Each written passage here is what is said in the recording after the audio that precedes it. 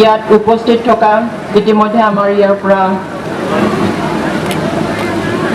গুচি যোৱা আমাৰ BPFৰ সভাপতি শ্ৰদ্ধাৰ হাগ্ৰামা মহিলাৰী ডাঙৰীয়া, ইয়াত উপস্থিত অসম চৰকাৰৰ মন্ত্ৰী শ্ৰদ্ধাৰ চন্দন ব্ৰহ্ম ডাঙৰীয়া, লগতে এই 14 নং চিৰাংদুৱাৰ সমষ্টিৰ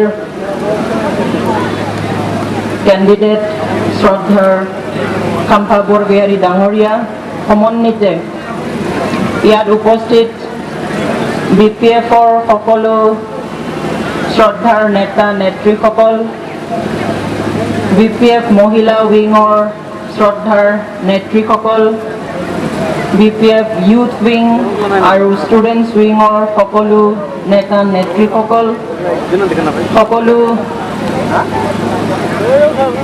ডিষ্ট্ৰিক্ট কমিটিৰ, ব্লক কমিটিৰ আৰু প্ৰাইমাৰী কমিটিৰ সকলো নেতা নেত্ৰীসকল, কৰ্মীসকল, সদস্যসকল আৰু ইয়াত উপস্থিত সকলো BPF সমৰ্থক ৰাইজসকল, মই প্ৰথমতে আপোনালোক সকলোলৈকে মোৰ শ্ৰদ্ধা জ্ঞাপন কৰিছোঁ। সকলো ভালে আছে? কৰোণা হোৱা নাই? ৰাইজসকল, এই নিৰ্বাচনৰ বতৰত আমাৰ অপজিশ্যন সকলে বিভিন্ন ধৰণৰ ইছ্যু বনায়। এতিয়া মই ইয়াত বিশেষকৈ অন্য পাৰ্টিৰ মই কথা ক'বলৈ নাযাওঁ, যিহেতু ইয়াত দুজনেই আমাৰ মেইন প্ৰতিদ্বন্দ্বী আছে, UPPLৰ আৰু আমাৰ BPFৰ পৰা।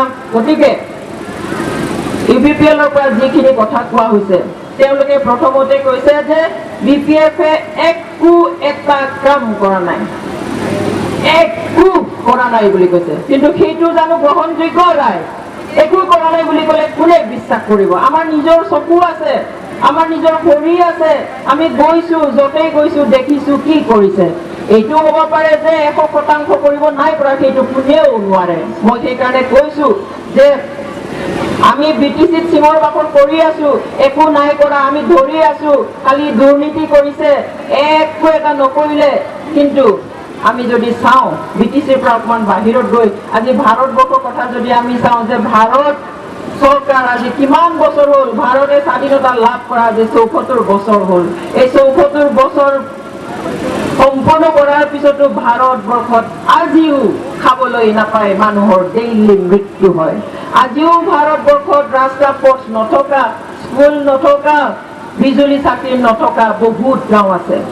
আৰু অসমৰ ক্ষেত্ৰতো যদি আমি চাওঁ, অসম আজি সম্পূৰ্ণ ৰাজ্য পোৱা, ছেপাৰেট ষ্টেট পোৱা, পূৰ্ণাংগ ৰাজ্য পোৱা 70 বছৰ হ'ল। কিন্তু অসমত আজিও ৰাস্তা পথ নোহোৱা, স্কুল নোহোৱা, বিজুলী চাকি নোহোৱা গাঁও আছে।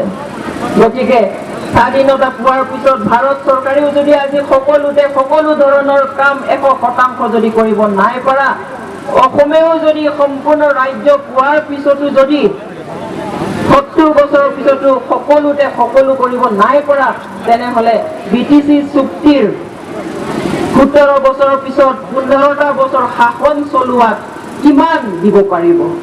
হয়, মানুহৰ যি আশা সেইটো সদায় বেছি। আমি যি বিচাৰো, আমাৰ আশাৰ কোনো লিমিট নাই, সেইটো বেলেগ কথা। কিন্তু ফুটা কৰি এটাও কৰা নাই, সেইটো কোনেও ক'ব নোৱাৰে। যিসকলে আজি কৈ আছে, তেওঁলোকেও নিজৰ বুকুত হাত থৈ ক'ব নোৱাৰে যে যোৱা 15টা বছৰত একো এটা নহ'ল বুলি ক'ব নোৱাৰে। কিন্তু তেনেহ'লে কিয় কৈছে?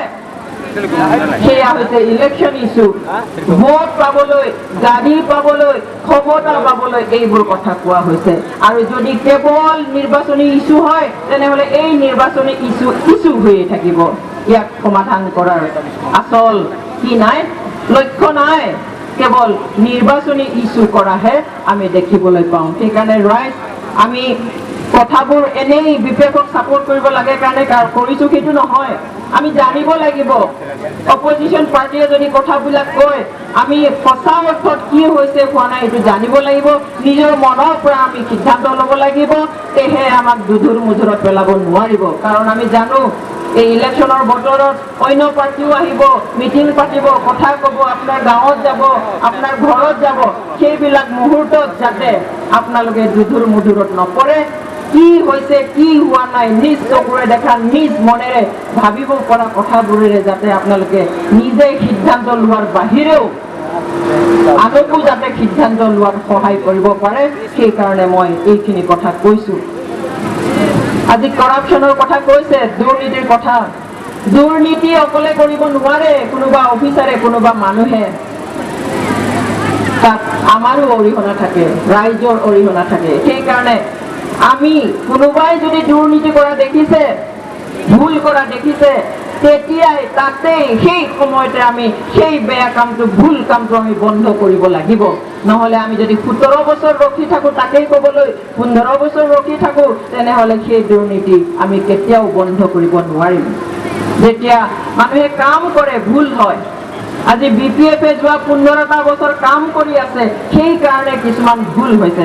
আৰু সেইবিলাক আমি আহক, সঁচা যদি কৰবাত কিবা ভুল হৈছে, আমি একেলগে হৈ পেলাই আমি কি কৰিম, আমি শুধৰাম আৰু আগত ইয়াতকৈ বেছি বেছি কাম কৰি আগুৱাই যাম। আজি হাগ্ৰামা মহিলাৰী ডাঙৰীয়াই সকলো জাতি, জনগোষ্ঠী, ভাষা, ধৰ্মাৱলম্বী লোকসকলক লৈ যোৱা 15টা বছৰে যি বিশ্বাস দেখুৱালে, যি কাম কৰিলে, যি একতা দেখুৱালে, সেইখিনি আমি আকৌ বেছি বেছি মজবুত কৰি আগুৱাই নিব লাগিব।